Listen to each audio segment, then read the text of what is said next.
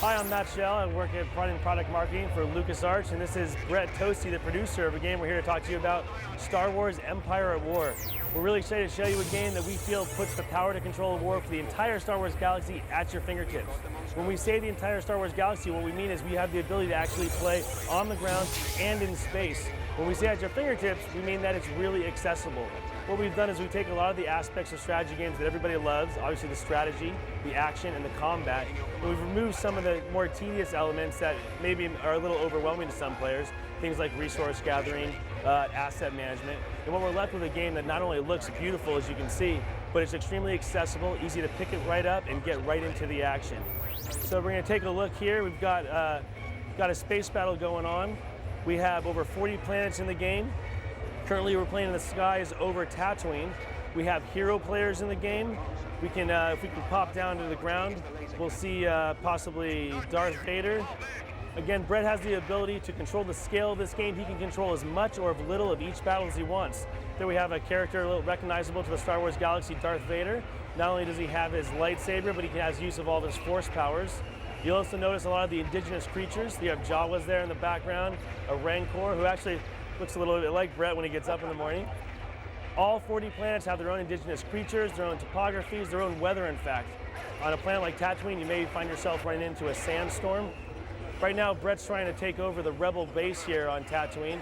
Now, we let you give you the freedom to execute your strategies literally any way you want to. So if Brett wanted to, he could use his AT-AT to take out the shield generator right there.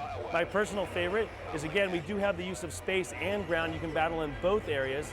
Brett's going to go into space, call down his TIE bombers to actually do a bombing run on the shield generator, take it out so we can overcome the Rebel base.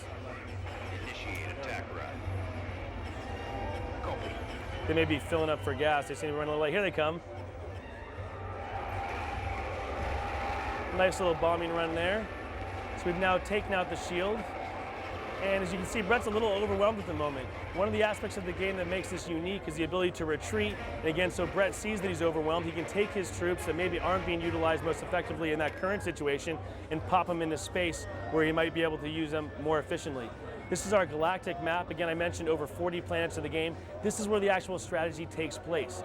Each planet offers different technical resources, different ways of using and gathering your credits, which you can use to then build your fleet, amass more characters, more ships, more weapons. We're now, as you can see, have the ability to choose to go in ground or in space for each of these planets. What Brett's doing now is he's going to engage back in a battle over Tatooine. Because what we're trying to do at the moment is take over currently what's occupied by the Rebels, and we're going to take it over because we're playing as the Empire, and frankly, we don't like the Rebels very much. So what Brett's going to do is he's going to gather all of his forces over the planet, take on the Rebels while he brings a little tool you may be familiar with. We like to call it the Death Star. Only the most effective weapon in the entire galaxy. We're going to bring that into range here and take out Tatooine once and for all. The only way the Empire knows how to do it, that's big, loud, and strong with a gigantic ray of energy that's going to blow the planet out of the sky. Brett's battling right now on a Mon Calamari cruiser. Right now we're looking at our combat camera, which allows you to actually set your strategy and take a step back and see a little bit more cinematic view. We actually can watch the battle play out a little more like you'd see it in the movies. So the Death Star's in range. What do you say, Brett? You think you can pull the trigger on us there and take Tatooine out once and for all? Yeah, let's do it. If anybody knows anybody who lives on Tatooine, now would be a good time to call him and ask him to probably find another place to hang out. It's not looking very promising. Uh-oh, Death Star's malfunctioning.